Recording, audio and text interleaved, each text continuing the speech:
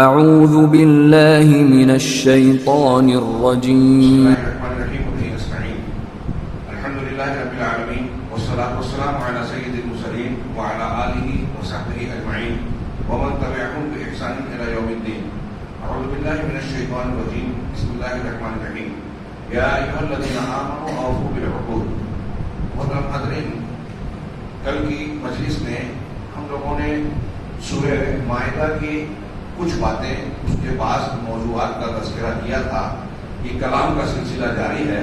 Number 5 پر یا number 4 پر تذکرہ ہوا تھا کہ اس صورت میں کئی عبادات کا ذکر ہے اور اس سے متعلق کچھ احکامات اور مسلمانوں کو کچھ ہدایات دی گئی ہیں. مثلا آیت نمبر 6 میں اللہ تبارک و تعالیٰ نے نماز سے پہلے طہارت صغریٰ یعنی وضو کا حکم دیا. یا ایھا الذین آمنوا اذا قمتم الی الصلاۃ فاغسلوا وجوہکم وایدیکم الی المرافق وامسحوا برؤوسکم وارجلکم الی الکعبین. اے ایمان والو، جب تم نماز کے لیے اٹھو تو اپنے چہروں کو دھل لو. چہرے کو دھل لو، یہ پورا وضو کا حکم ہے. اس میں قرآن کی اس آیت میں وضو سے متعلق بہت ساری باتیں اہل علم اور فقہا مستنبط کرتے ہیں. جیسے مثال کے طور پہ یا اے ایمان والو، جب تم نماز کے لیے چلو کھڑے ہو، تو اس کی بنیاد پر ائمہ میں سے امام مالک، امام شافعی وغیرہ کہتے ہیں کہ اس کا مطلب یہ کہ جب نماز کی نیت کرو تو وضو کے لیے نیت ہونی چاہیے. تو اپنے چہروں کو دھلو. ابھی کسی نے سوال کیا کہ چہرے کے دھلنے کا پہلے ذکر ہے تو ہاتھ کیسے دھلیں گے، ہتھیلی کیسے دھلیں گے، جو سنت سے ثابت ہے. تو یہ چہرے کو دھلنے یا وضو کرنے کا آلہ ہے ہاتھ. لہذا چہرہ دھلنے کے لیے بھی آپ ہاتھ کا استعمال کریں گے تو پہلے ہاتھ کو دھلا جائے گا جیسا کہ سنت سے ثابت ہے. پھر اس کے بعد کلی کرنا اور ناک پہ پانی ڈالنا. کچھ لوگ کہتے ہیں کہ قرآن میں ان چیزوں کا ذکر ہے، چہرے کا دھلنا، ہاتھ کا کونیوں تک، اور پھر جو ہے سر کا مسح کرنا، پیروں کا ٹخنوں تک دھلنا، یہ فرض ہے. باقی جو وضو کے اعمال ہے جیسے کلی کرنا، ناک پہ پانی ڈالنا، یہ سنت ہے. تو اہل علم نے اس میں مزید تحقیق کی اور جو دل کو لگتی ہے کہ نبی کریم صلی اللہ علیہ وسلم نے کلی اور ناک میں پانی ڈال کر ناک کو جھاڑنا کبھی چھوڑا نہیں، لہذا وہ بھی ضروری. اور قرآن میں ان کا ذکر ہے تو کیسے یہ ذکر کیسے آتا ہے؟ اللہ تبارک و تعالیٰ نے جب چہرے کو دھلنے کا فاغسلوا وجوہکم کا حکم دیا تو یہ چہرے کا جو سامنے کا اوپر کا حصہ ہم کو نظر آتا ہے، منہ کے اندر کا حصہ اور ناک کے اندر کا حصہ بھی دراصل چہرے کو دھلنے میں شامل ہے. یہ چہرے کے اندرونی حصے ہیں جس کا ہم استعمال کرتے ہیں اور جہاں پانی پہنچا سکتے ہیں. تو فاغسلوا وجوہکم میں ان علماء کے مطابق کلی کرنا اور ناک میں پانی ڈال کر جھاڑنا یہ شامل ہے. پھر دونوں ہاتھوں کو کونیوں تک اور سر کا مسح کرنا ہے. وامسحوا برؤوسکم وارجلکم، اور اپنے پیروں کو بھی دھلو. یہاں ترتیب بیان کی گئی ہے. دھلنے کا لفظ پہلے ہے چہرے اور ہاتھ کے ساتھ، بیچ میں سر کا مسح ہے اور پھر پیروں کا ذکر ہے. اس کی بنیاد پر روافض یہ کہتے ہیں کہ وضو میں پیروں کا مسح کیا جائے گا، لیکن ہمارے یہاں جیسا کہ نبی صلی اللہ علیہ وسلم قرآن کے شارح ہیں، آپ نے بتایا کہ جب پیر کو کھلا ہوا رہے گا تو اس کو بھی دھلنا ہے. اور اس بیچ میں سر کے مسح کا جو ذکر ہے ترتیب کے لیے. اور اگر آدمی نے موزہ پہن رکھا ہے اور موزے کو وضو کی حالت میں پہنا ہے تو پھر اس موزے پر اوپر سے مسح کر سکتا ہے، وہ چمڑے کا ہو یا کوئی بھی موزہ ہو. امام حنیفہ رحمہ اللہ سے متعلق مشہور ہے کہ وہ جورب یعنی کپڑے وغیرہ کے موزے پر مسح کے قائل نہیں تھے، لیکن انتقال سے 3 دن یا 7 دن پہلے، جیسا کہ مصر کے عالم سید سابق نے اپنی کتاب فقہ السنہ میں یہ روایت نقل کی ہے، ذکر کیا ہے کہ انہوں نے اپنے شاگردوں کو بلا کر ان کے سامنے وضو کیا اور پھر پائتابہ یعنی جورب یعنی کپڑے کے موزے پر وضع کیا اور کہا کہ پہلے میں اس کا قائل نہیں تھا، اب میں اس کا قائل ہوں، یعنی اپنے اس قول سے رجوع کر دیا. تو اگر آدمی نے موزہ پہنا ہے تو مسح کر سکتا ہے. یہ کتنے ٹائم تک؟ یعنی جب مقیم ہو اپنے گھر پر تو 24 گھنٹہ 1 دن 1 رات، اور اگر مسافر ہو تو 3 دن 3 رات پیروں پہ موزہ پہنا ہوا ہے تو مسح کر سکتا ہے. تو یہ وضو اور پھر اس کے بعد غسل، اور پوری اس آیت میں اگر جنابت کی حالت میں ہے تو غسل کرنا ہے، طہارت کبریٰ حاصل کرنا ہے، اور پھر اس سے متعلق احکامات بیان کیے گئے آیت نمبر 6 میں. پھر اس کے علاوہ آیت نمبر 58 میں وَإِذَا نَادَيْتُمْ إِلَى الصَّلَاةِ اتَّخَذُوهَا هُزُوًا وَلَعِبًا، اللہ تبارک و تعالیٰ نے کہا، فرمایا کہ جب تم نماز کے لیے پکارتے ہو یعنی اذان دیتے ہو تو یہ لوگ مشرکین اور مخالفین اہل کتاب یہ اسے کھیل تماشا بناتے ہیں، اتخذوها لعبا، کھیل بناتے ہیں، خضوع و لعبا، خضوع تماشا، مذاق کا موضوع بناتے ہیں، اس کا مذاق اڑاتے ہیں۔ ذالک بانہم قوم لا یعقلون، اس لیے ہے کہ یہ ایسی قوم ہے جو عقل نہیں رکھتی، سمجھتے نہیں ہیں۔ دیکھیے اس دور کے مشرکین کو اذان بھاری پڑتی تھی۔ ابھی ہمارے یہاں تازہ ایک گروہ ہے جو سیاسی اور بعض اپنے ثقافتی مقاصد کے لیے مسلسل مسلمانوں اور اسلام سے متعلق کچھ نہ کچھ شوشے چھوڑ رہا ہے، ماحول کو خراب کرنا چاہتا ہے، الیکشن جیتنے کا ان کے پاس یہی حربہ ہے، اور اس کے پیچھے بھی ان کے کچھ ثقافتی مقاصد ہیں جو اہل نظر جانتے ہیں اور اس کو لوگ بیان کرتے ہیں۔ لیکن ایک بات تو واضح ہے، قرآن کی اس آیت میں اللہ تبارک و تعالیٰ نے اذان کا ذکر کر کے یہ کہا کہ مشرکین اسے کھیل تماشا بناتے ہیں، مذاق بناتے ہیں۔ یہ لوگ بھی مذاق بنا رہے ہیں، اس کی مخالفت کر رہے ہیں، اذان سے انہیں ڈر لگتا ہے۔ یہ جو آج کہنے لگے کہ اس سے نیند خراب ہوتی ہے، خلل ہوتا ہے وغیرہ وغیرہ، ہو سکتا ہے کہ بعض مسلمانوں کے ہاں لاؤڈ اسپیکر کا استعمال کچھ زیادہ شدت سے ہو اور انہیں اس کا اعتدال اختیار کرنا چاہیے۔ کچھ ہمارے ہاں اس فریضے کو ادا کرنے کے ساتھ ساتھ کچھ دوسری چیزیں بھی لاؤڈ اسپیکر پر بجاتے ہیں، جیسے ہمارے ہاں بریلوی حضرات فجر کی نماز میں روزانہ نعتیہ اور مختلف شاعرانہ کلام پڑھتے ہیں، ایسی نعت اور ایسے اشعار جس میں واضح طور پر شرک اور غلو یا شریعت کی مخالفت ہوتی ہے۔ ظاہر سی بات ہے کہ یہ دین کا حکم نہیں ہے۔ اللہ تبارک و تعالیٰ کے حکم اور رسول اللہ صلی اللہ علیہ وسلم کی تعلیمات کو سامنے رکھے تو فجر کے بعد آدمی کو تلاوت کرنا چاہیے۔ قرآن الفجر کا نام مشہور ہے، یہ نماز کے اندر کے لیے ہے، لیکن نماز کے بعد بھی آدمی کو اگر عبادت کرنا ہے تو نماز فرض کے بعد وہ ذکر و اذکار کرتا رہے۔ حدیثوں میں ہے کہ اگر ایک آدمی فجر کی نماز کے بعد اللہ کا ذکر کرتا رہے، حدود بات چیت نہ کرے، اور پھر سورج جیسے ہی پورا نکل جائے 2 رکعت نماز پڑھے تو اسے پورے حج اور پورے حج اور عمرے کا ثواب ملے گا۔ کسی نے پوچھا پورے کہاں؟ ہاں پورے حج اور عمرے کا ثواب۔ وہ وہیں بیٹھا رہے۔ اب اس کی بجائے آپ نعت پڑھ رہے ہو، یہ قرآن و حدیث کی مخالفت نہیں تو اور کیا، اور لوگوں کو موقع دیتے ہیں، اور پھر انتہائی فل ساؤنڈ میں جس کی کوئی ضرورت نہیں ہے۔ اگر کوئی بیمار ہو، کوئی ذکر و اذکار کر رہا ہو، کوئی قرآن کی تلاوت کر کے سنت پر عمل کرنا چاہتا ہے تو خود بھی نہیں کر رہے ہیں، اس کے لیے بھی قتل کا سامان کرتے ہیں۔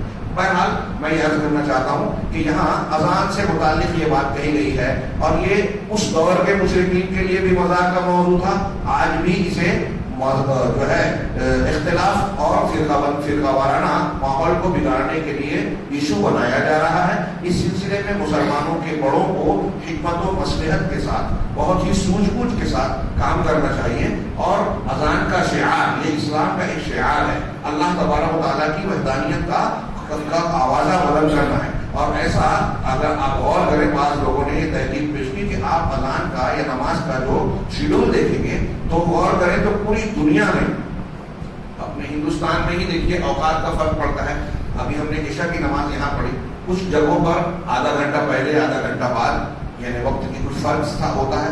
ایسے جیسے طول البلد اور عرض البلد کا فرق ہوتا ہے، کچھ منٹوں کا فرق ہوتا چلا جاتا ہے، اور یہ دورانیہ اس طرح سے تبدیل ہوتا ہے کہ لوگوں نے کہا کہ 24 گھنٹے میں کوئی وقت شاید ہی ایسا ہوتا ہو جب دنیا میں اللہ کے ان شہادتین وغیرہ کی آواز، اللہ کی تکبیر اور بڑائی کا کلمہ اللہ اکبر یہ بلند نہ ہوتا ہو۔ اس طریقے سے پوری دنیا میں ہر وقت کہیں نہ کہیں اذان ہوتی رہتی ہے، اللہ کی تکبیر کی آواز گونجتی رہتی ہے۔ یہ فطرت کی آواز ہے، اسے کوئی چاہے بھی تو انشاءاللہ روک نہیں سکتا۔ تو بہرحال ایک یہ بات۔ دوسرا اس ضمن میں ایک بات ہے کہ دیکھیے جب تم نماز کے لیے پکارتے ہو، یہاں اذان نہیں بتائی گئی، اذان کے کلمات، طریقے اور احکامات نہیں بیان کیے گئے۔ اس آیت سے یہ پتہ چلا کہ رسول اللہ صلی اللہ علیہ وسلم اور صحابہ کرام جس طریقے سے نماز کے لیے اذان دیتے تھے، اللہ تعالیٰ اس کی تائید کر رہا ہے۔ وہ اذان قرآن میں نہیں ہے۔ اب جو لوگ یہ کہتے ہیں مسلمان کہلانے والے کچھ لوگ کہ ہم کو صرف قرآن کافی ہے، اللہ کے رسول کی حدیثیں ہمارے لیے ضروری نہیں ہے، انکار حدیث کرتے ہیں یا رسول اللہ صلی اللہ علیہ وسلم کی ضرورت سے انکار کرتے ہیں، وہ لوگ قرآن کو بھی نہیں مانتے۔ قرآن کہہ رہا ہے جب تم نماز کے لیے پکارتے ہو، کیسے پکارتے ہو؟ یہ منکرین حدیث بتائیں کہ قرآن سے بتائیں کہ اذان کیسے دی جائے گی۔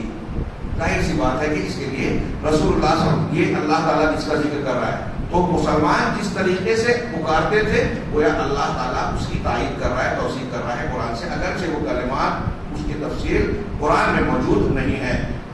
آگے ہم پڑھتے ہیں، اسی طریقے سے اللہ تبارک و تعالیٰ نے آیت نمبر 94-95 میں شکار سے متعلق احکامات بیان کیے۔ یا ایھا الذین آمنوا لیبلونکم اللہ بشیء من الصید، خاص طور سے احرام کی حالت میں، حج اور عمرے کی حالت میں جب وہ ایک مسلمان ہو تو اس حالت میں شکار سے متعلق کیا احکام ہے، تو اللہ تعالیٰ نے کہا کہ تم کو شکار سے متعلق اللہ تبارک و تعالیٰ آزمائے گا۔ اور پھر آگے آیت میں فرمایا یا ایھا الذین آمنوا لا تقتلوا الصید وانتم حرم، تم اے ایمان والو شکار کو نہ مارو اس حالت میں کہ تم احرام کی حالت میں ہو۔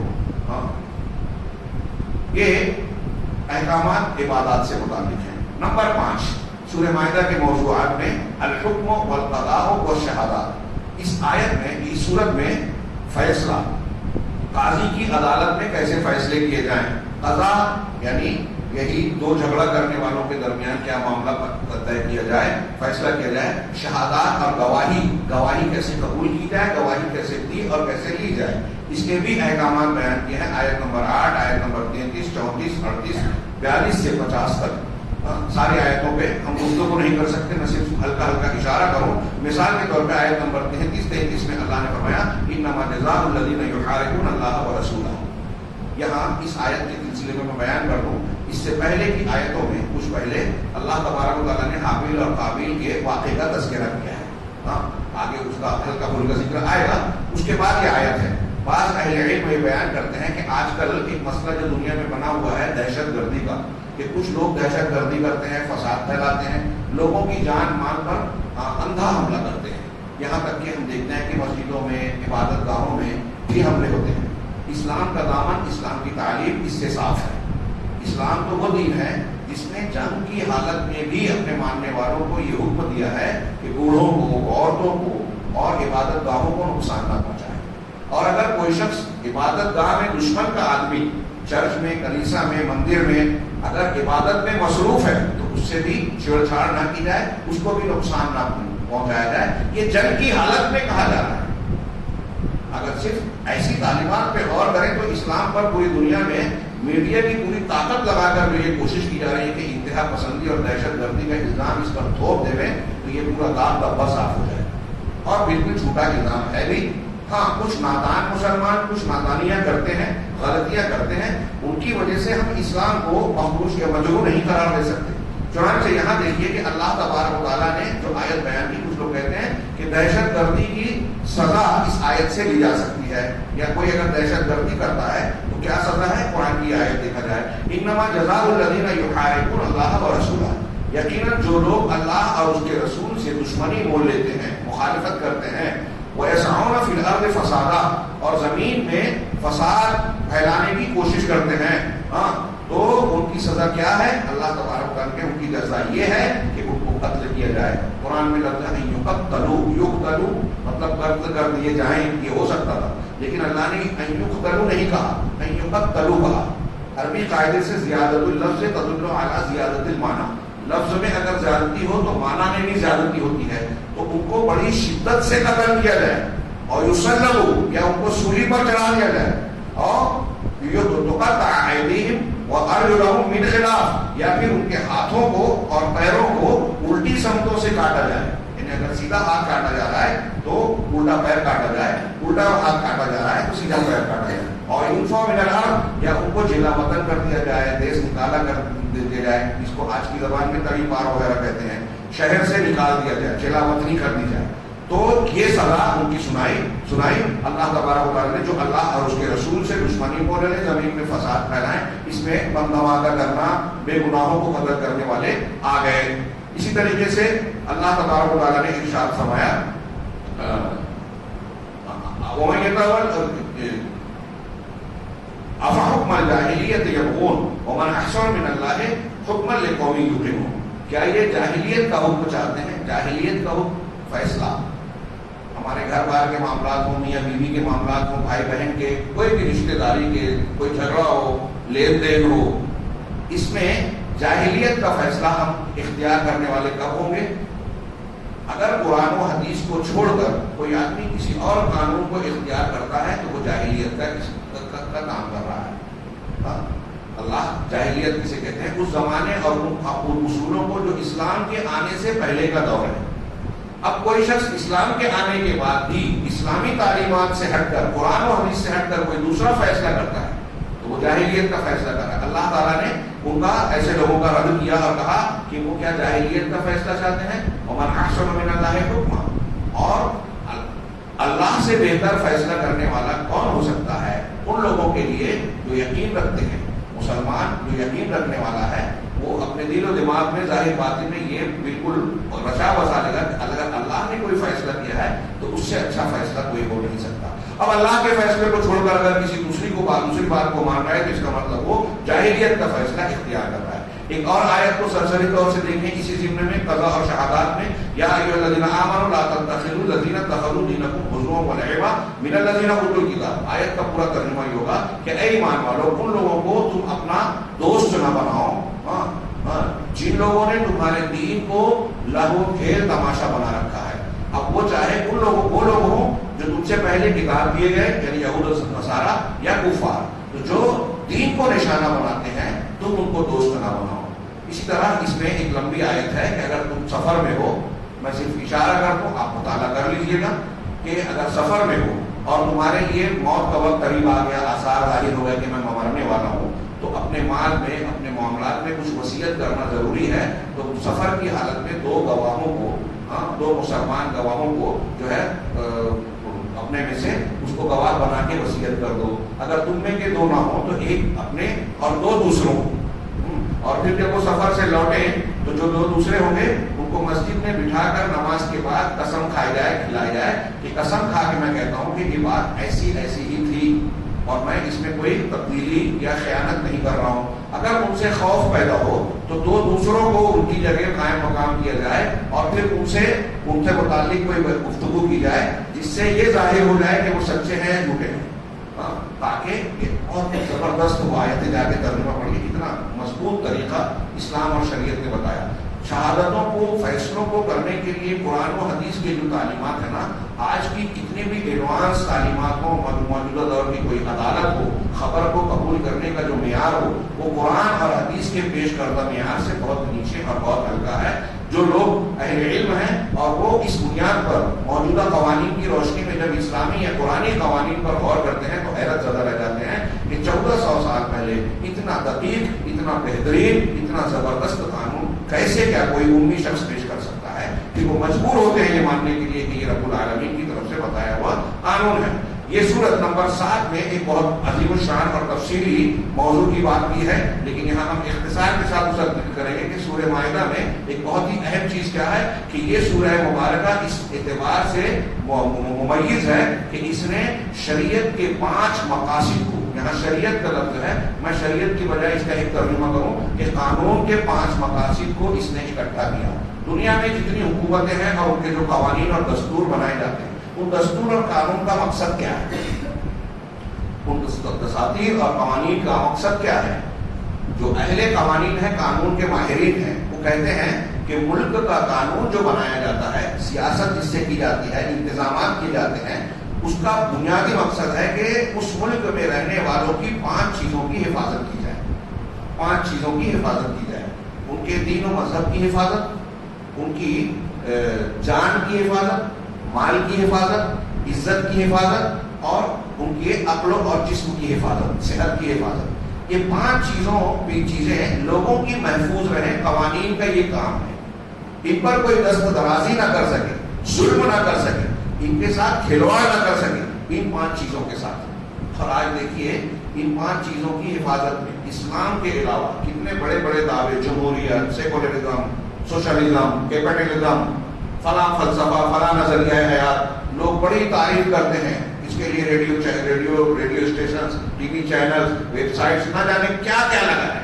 مغربی قوانین کی جو ہے خوب تعریف کرتے ہیں. لیکن آپ دیکھیے دنیا کے پورے کسی بھی ملک میں جا کے، آج کے زمانے میں تو ہر چیز کی سروے اور ہر چیز کی رپورٹ ملتی ہے کہ کہاں کتنے قتل ہوئے اس سال میں، کتنی جانیں گئی، کتنے زنا ہوئے، کتنے، یہ آن ریکارڈ جو چیزیں آتی ہیں پولیس کے پاس مقدمات کی شکل میں، وہ ساری چیزیں آن ریکارڈ مل جائیں گی.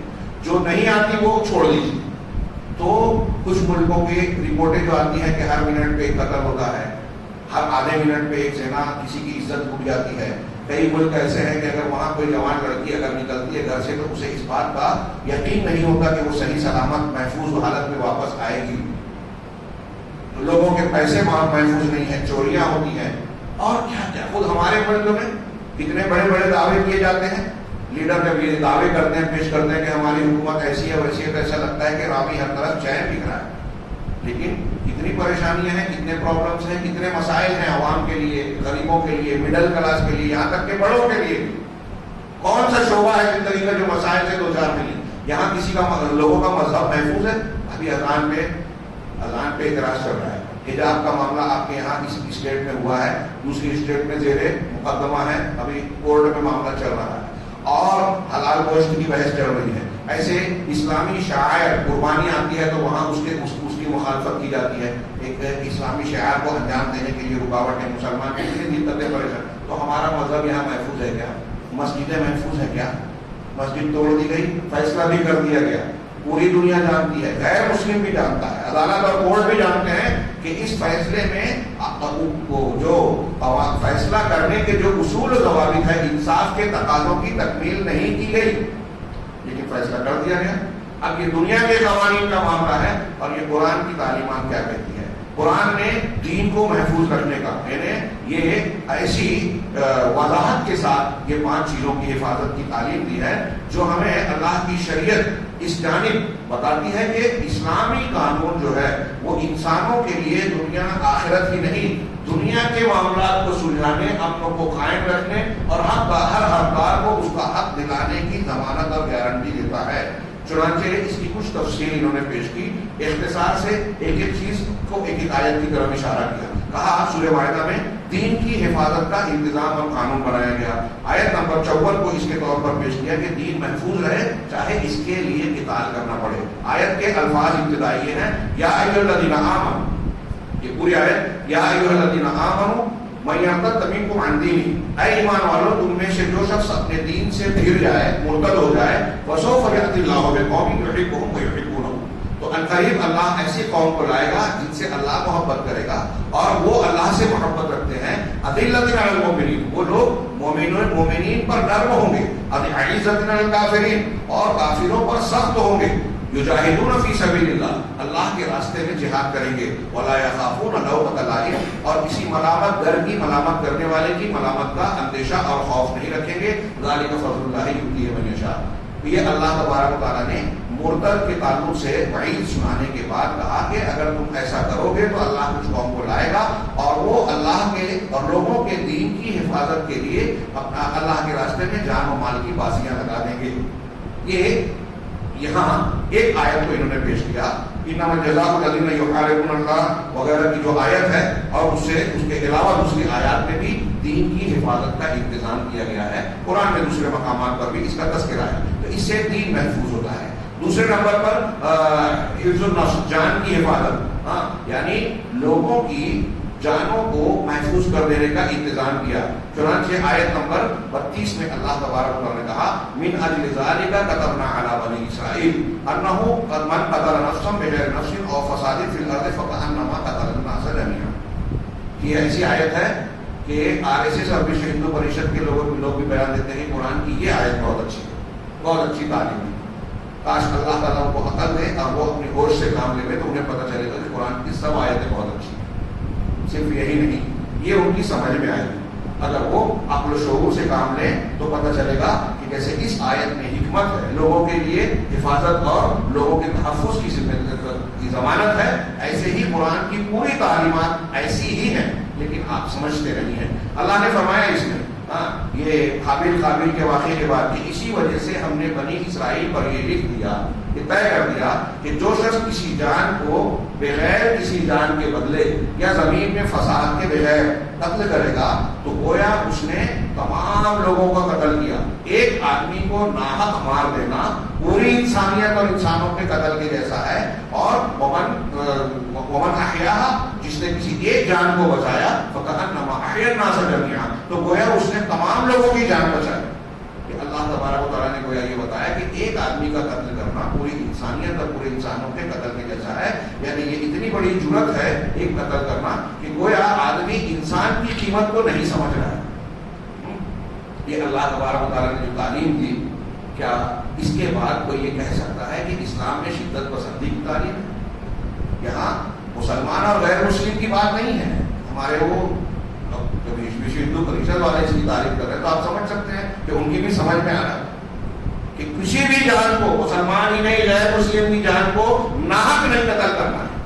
لہٰذا ہمارے وہ نوجوان جو جوشیلے اور جذباتی ہو کر بے گناہوں کو مارنے کی باتیں کرتے ہیں، کبھی کبھی ایسی حرکات جس سے بے گناہ کی زد میں آئے، وہ اس آیت کو پڑھیں اور سمجھیں کہ قرآن کیا کہتا ہے اور آپ کیا کر رہے ہو، قرآن کے خلاف جا رہے ہو. تو یہ ایک آیت ہے. اور پھر اس سے پہلے ہم نے پڑھا ہے سورہ بقرہ وغیرہ میں کہ قصاص کی آیت ہے کہ تمہارے لیے قصاص میں جو ہے دان ہے. اور اسی صورت میں بھی کہا گیا کہ ہم نے ان پر یہ لکھا ہے کہ جان کے بدلے جان، آنکھ کے بدلے آنکھ اور کان کے بدلے کان. کچھ لوگ اس کو برا سمجھتے ہیں، اس پر اعتراض کرتے ہیں کہ ارے یہ تو شدت والی اور بڑی وحشیانہ سزا ہے. لیکن آپ سوچئے کہ ایک جان کو اگر کسی نے ناحق کسی کو قتل کیا، اس کے بدلے میں اگر ایک جان کو مارتا ہے قانون اگر قتل کرتا ہے تو قتل کرنے کا انتقامی کارروائیوں کا سلسلہ تھم جاتا ہے. اور جب آپ قاتل کے ساتھ ہمدردی برتو گے تو پورے سماج کو خطرے میں ڈالتے ہو. کون سی بات زیادہ بہتر ہے؟ ایک آدمی جب پہلا قتل کرتا ہے اور بچ جاتا ہے تو اب جری ہو جاتا ہے. آپ دیکھ رہے ہیں ابھی آج کل سیاسی حالات میں جو لوگ فساد پھیلا رہے ہیں ان کی حوصلہ افزائی کی جا رہی ہے. ہاں، ابھی کل ایک نیوز بتا رہے تھے کہ کیجریوال کے دفتر پر، گھر پر جن لوگوں نے حملہ کیا ان کا سمان کیا گیا، ان کو کیا ہے کرانتی ویر یا کیا کیا لقب دیا گیا. اب اس طرح اگر کسی گناہ کرنے والے لوگوں کو نقصان پہنچانے والے کی اگر حوصلہ افزائی کی جائے گی تو آگے وہ کیا کیا کریں گے. اور اگر آگے چور کے ہاتھ کو کاٹا جاتا ہے تو چور کے ہاتھ کو کاٹنے کے ساتھ آئندہ وہ بھی چوری سے رکے گا اور دوسروں کو بھی عبرت ملے گی کہ وہ چوری سے اپنے آپ کو روکنے میں. یہ اسلامی سزاؤں میں فلسفہ ہے.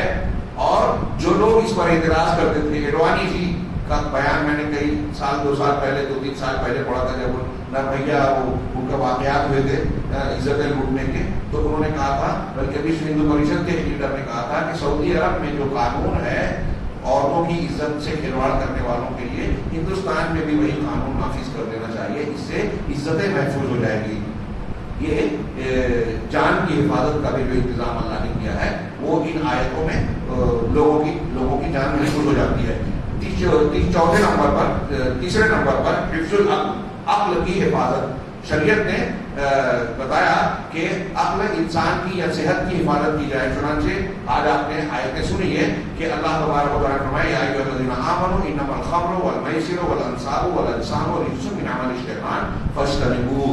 کہ اے ایمان والو، یقیناً شراب، جوا، انصاب یعنی بت اور ازلام پانسے جو شگون کے لیے نکالتے ہیں تیر وغیرہ کہ یہ اچھا ہوگا یا برا، یہ ساری چیزیں رجس و گندگی ہیں، من عمل شیطان، شیطانی عمل ہے.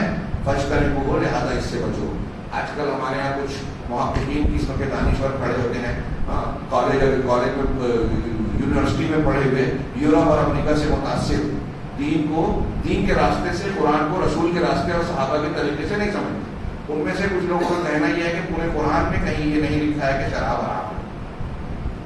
پورے قرآن میں کہیں نہیں لکھا ہے. حدیث میں ہے ما اسکر کثیرہ فقلیلہ حرام، کل مسکر حرام، ہر نشہ آور چیز حرام ہے، اور زیادہ مقدار بھی اگر نشہ لاتی ہے تو چھوٹی بھی حرام ہے. تو یہ فلسفہ بتاتے ہیں کہ قرآن میں یہ کہاں ہے شراب حرام ہے. اب یہ قرآن کی آیت ہے جس میں اللہ کہہ رہا ہے کہ یہ رجس ہے، گندگی ہے. من عمل شیطان، اللہ کہہ رہا ہے شیطان کا عمل ہے. جس کو اللہ شیطان کا عمل کہہ رہا ہے وہ حلال بھی ہو سکتا ہے. اور قرآن اللہ نے آگے کہا فاجتنبوہ، اس سے بچو.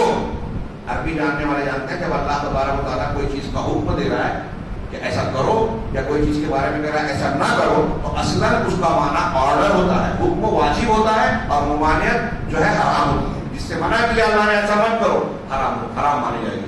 اللہ یہ کہ کوئی دلیل آ جائے کہ اس کو حرمت سے کراہت کی طرف پھیرے. یہ اصولی بات ہے. تو یہ شراب کو حرام قرار دینے والی آیت ہے لعلکم کیا ہے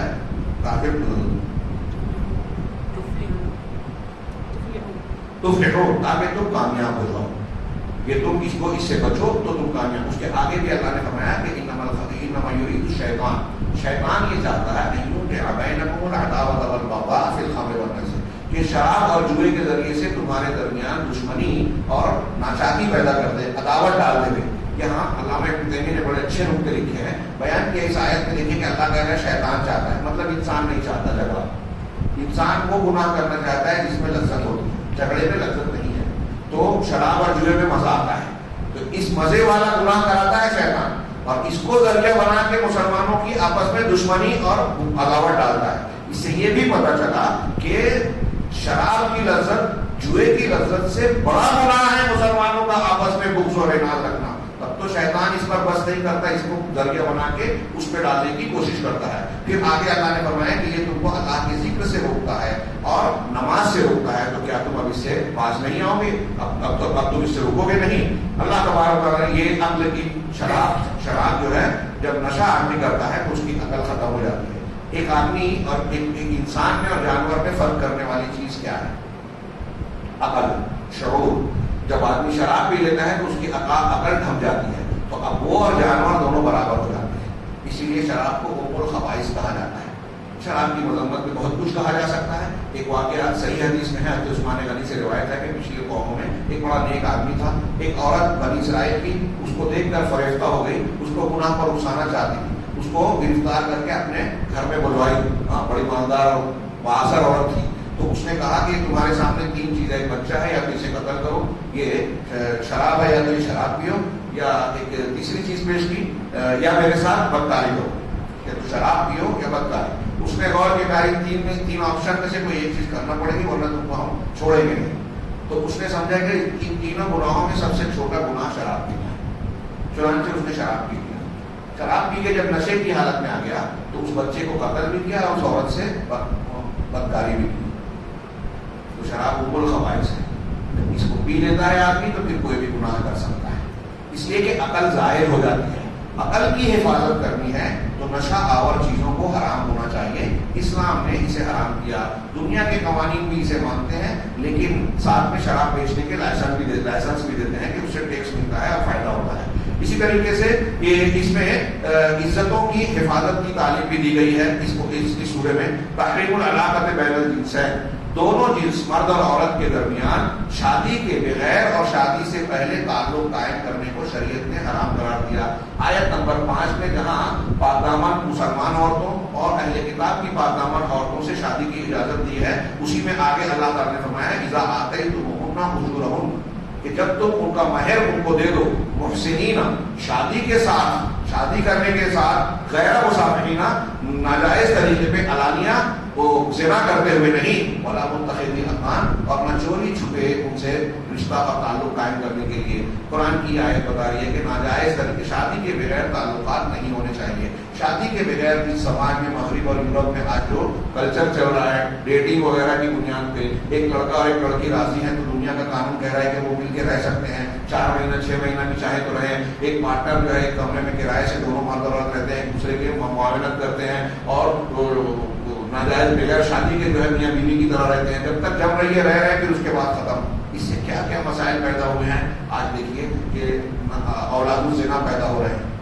مرد اور عورت ایسی صورت میں ایک دوسرے کے ہمراز اور ایک دوسرے کے غمخوار اور جو ہے ہمدرد نہیں ہوتے، شادی ہوتی ہے تو ایک دوسرے کے دکھ درد میں شریک ہوتے ہیں، اور یہ جو ناجائز رشتہ ہے اس میں مطلب وہ پورا ہو گیا اور پہچاننا چھوڑ دیا۔ آج یہ گندگی اور یہ فحاشی کے سیلاب نے یورپ کے سماج کو کس قدر نقصان پہنچایا ہے، مختلف قسم کی اخلاقی، نفسیاتی، جسمانی بیماریاں۔ اگر کوئی وہاں جا کے دیکھے اور پوچھے کہ اس آزادی کی، اس کو آزادی کہتے ہیں، وہ آوارگی ہے، کیا ہوا؟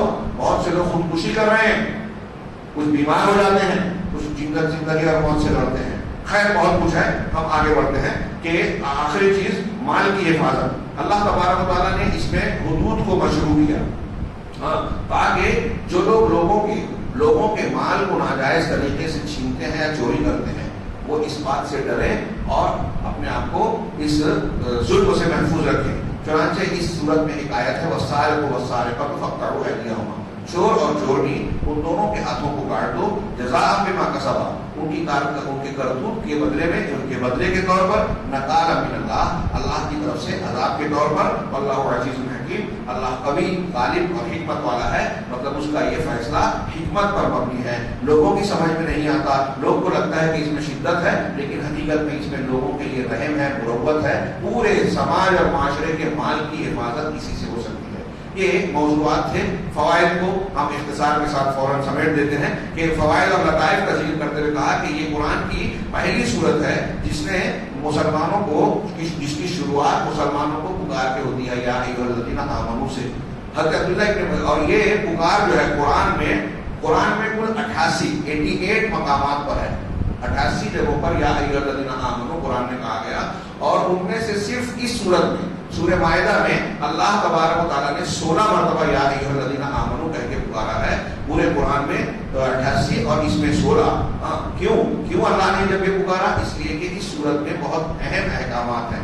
جہاں یا ایھا الذین آمنوا کہہ کے پکارتا ہے اللہ ہم کو اور آپ کو، تو وہاں اہم اور ایسے حکم دیتا ہے جو بڑی بنیادی اور محوری حیثیت رکھتے ہیں. حضرت عبداللہ ابن مسعود کہتے ہیں، نمبر 2 میں انہوں نے کہا، حضرت عبداللہ ابن مسعود کہتے ہیں جب بھی تم قرآن کا یہ جملہ سنو یا ایھا الذین آمنوا، اے ایمان والو، تو اپنے کانوں کو اس کی طرف لگا دو، پوری طریقے سے متوجہ ہو جاؤ، اس لیے کہ ہمارا رب العالمین ہم کو بھی پکار رہا ہے اور اہم مسئلہ جو ہمارے لیے مفید ہے اس کو بتا رہا ہے. اب یا تو اللہ تعالیٰ کوئی خیر بتائے گا جس سے ہمارا دنیا اور آخرت کا فائدہ ہوگا، یا کوئی شر بتائے گا جس سے منع کر کے دنیا اور آخرت میں ہم کو نقصان سے بچاتا ہے. نمبر 3 کہا کہ جب آپ غور کیجیے کہ کھانے پینے کی چیزیں جو ہے، کھانا انسان کی بنیادی ضروریات میں سے ایک ہے. ہوتے ہیں نا روٹی کپڑا اور مکان، دنیا دار ہو، تو کھانا پینا انسان کی ضروریات کا ایک حصہ ہے. اور اللہ تبارک و تعالیٰ نے جب سورہ میں شروع میں کہا کہ اے ایمان والو عہد و پیمان پورا کرو. اب عہد و پیمان کی بہت سی شکلیں ہیں، تو ان عہد و پیمان میں سب سے پہلی شکل جو اس کے فوراً بعد ذکر کی، کھانے کے احکامات بیان کیے. تمہارے لیے جو ہے چوپایوں کو حلال کیا گیا، بہیمۃ الانعام الا ما یتلی علیکم، سوائے وہ جن کا نام لے کر حرام کیا اس کے علاوہ حلال ہے. مطلب عہد و پیمان پورا کرو، اور عہد و پیمان میں سب سے پہلی چیز کھانے میں حلال حرام کا ذکر کیا جا رہا ہے. تو اب سوچئے تو اے پڑھنے والے تمہارا کیا خیال ہے زندگی کے دوسرے معاملات کے بارے میں؟ جب اللہ تعالیٰ عہد و پیمان کو پورا کرنے کے سلسلے میں، کھانے پینے کے سلسلے میں تلقین کر رہا ہے کہ اس میں حلال حرام کا لحاظ کرو، تو زندگی کے دوسرے معاملات میں بھی ہمیں اس سے کہیں بڑھ کر حلال و حرام کا لحاظ کرنا چاہیے. تو کیا ہم پر یہ واجب نہیں ہے کہ زندگی کے سارے معاملات میں ہم حلال حرام کی رعایت کریں، اپنے آپ کو حرام سے بچائیں؟ نمبر 4 اس صورت میں اہم ما فی ہذہ السورہ، یہ اس صورت میں سب سے اہم چیز، بلکہ پورے قرآن میں اللہ یہ سب سے اہم چیز جو ہے وہ یہ ہے کہ حکم اور فیصلہ، شریعت سازی اور قانون سازی صرف اللہ کا حق ہے. ومن لم يحكم بما انزل الله فاولئک هم الکافرون. اور اس یہ آیتیں جو ہیں اس وقت موقع نہیں ہے آج، اگر کل اللہ نے توفیق دی تو اس کے بعد والی سورہ انعام پر ہم گفتگو کرنے سے پہلے دکتور ربیع بن ہادی سعودی عرب کے بہت بڑے عالم ہیں، انہوں نے اس آیت کے ضمن میں کافی کچھ بحث کی ہے. تھوڑا سا انشاءاللہ ہم اس کا تذکرہ کل کے درس میں اگر موقع رہا اور مناسب معلوم ہوا تو کریں گے. تو انہوں نے کہا کہ اس صورت میں یہ بات ہم کو پورے قرآن میں یہ بات ہے، اور اس صورت میں بطور خاص بتائی گئی کہ قانون سازی کا حق، حلال حرام بنانے کا حق صرف اللہ کا ہے، رسول کا بھی نہیں ہے.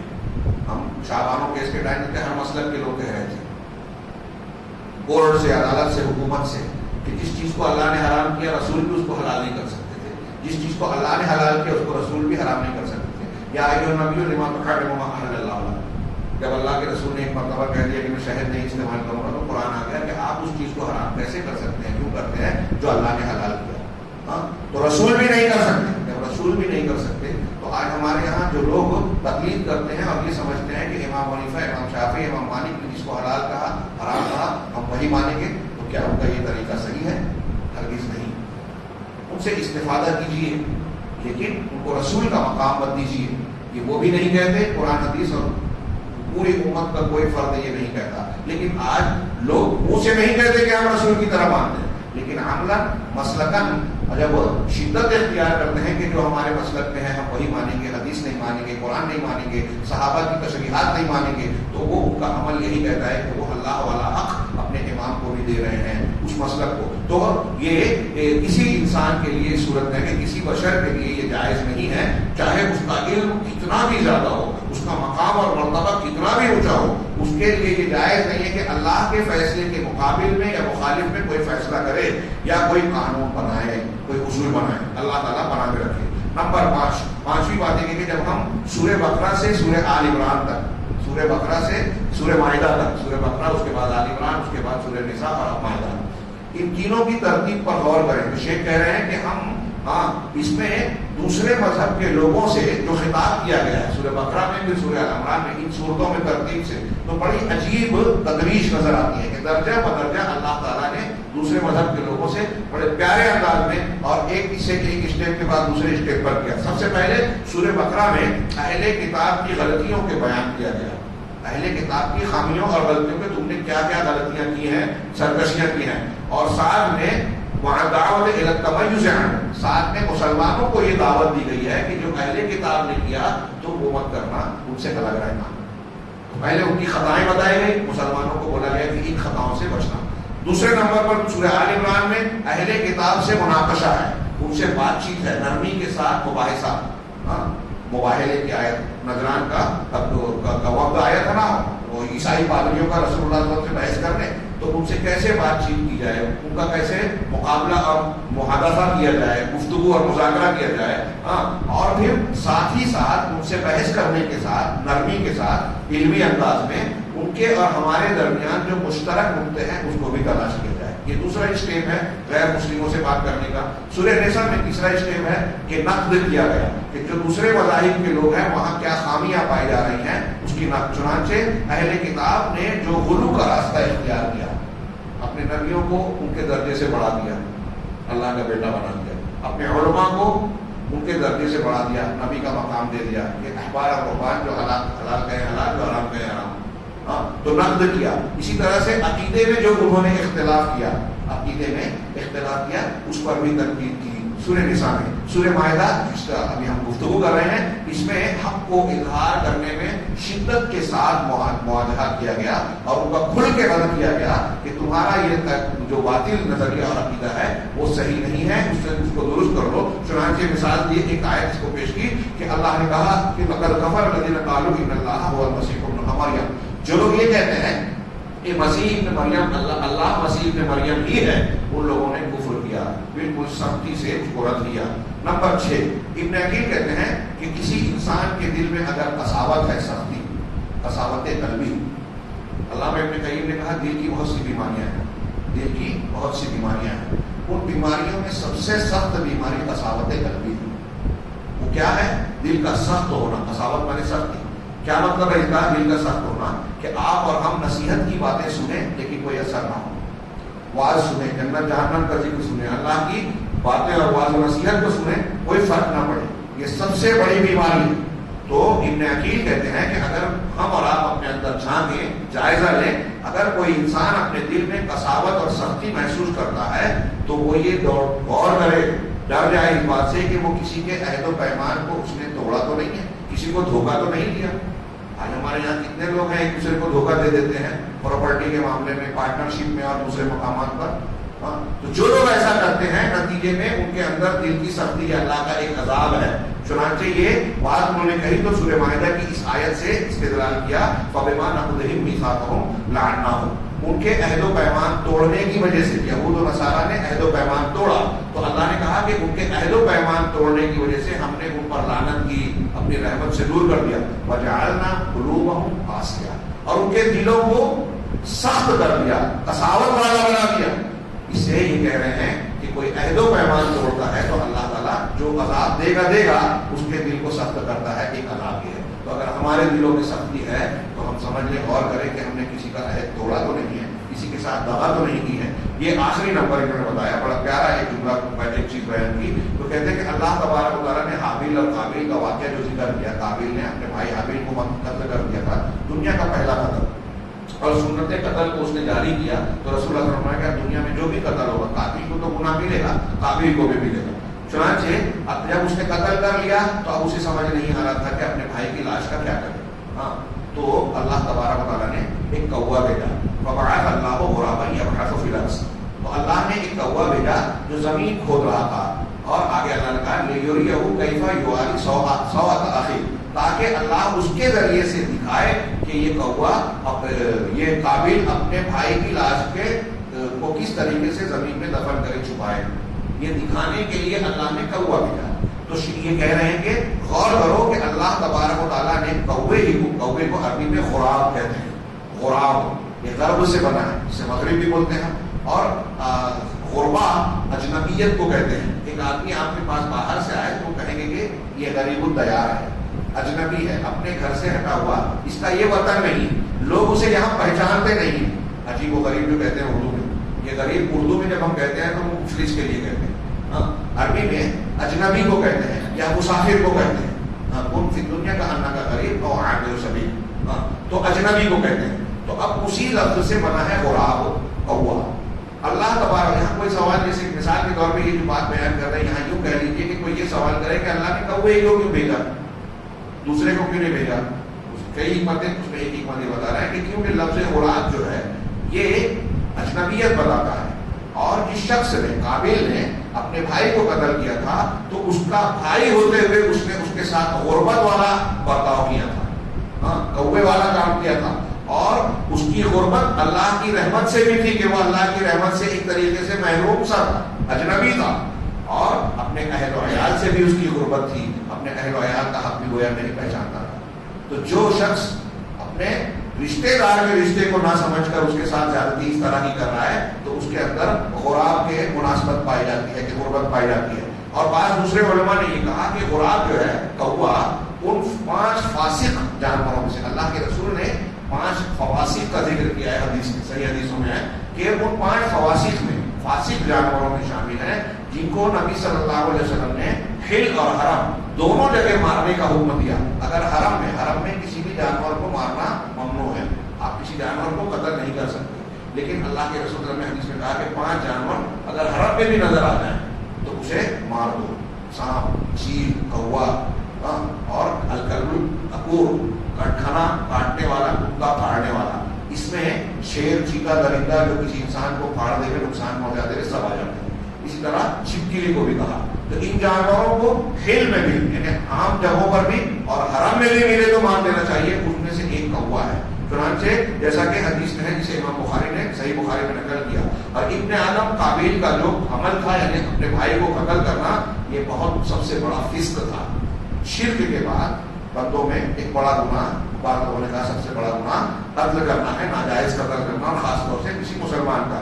چنانچہ اللہ تبارک و تعالیٰ نے ایسے جانور کو اس کی طرف بھیجا جو اس کے عمل سے مناسبت رکھتا تھا، یعنی غراب کو بھیجا یہ بتانے کے لیے۔ یہاں ضمن میں ایک بات یہ بھی کہہ دوں کہ گویا یہ اللہ تعالیٰ کا ایک اور بھی انتظام ہے۔ یہ تو قتل اور بری چیز میں معاملہ تھا، بہت سارے زندگی کے معاملات میں، طب میں، دنیا کی چیزوں کے استعمال کے سلسلے میں کون سی چیز مفید ہے مضر ہے، اس سلسلے میں اللہ تعالیٰ نے انسانوں کو تعلیم دینے کا جو انتظام کیا ہے اس میں بہت ساری چیزیں انسان جانوروں سے سیکھتا ہے، جانوروں سے سیکھتا ہے۔ آپ اطباء، پرانے جو حکیم اور حکماء ہیں، جڑی بوٹی کا علم رکھنے والے، ان سے پوچھئے تو آپ کو پتہ چلے گا کئی چیزیں ان لوگوں نے جانوروں سے سیکھی۔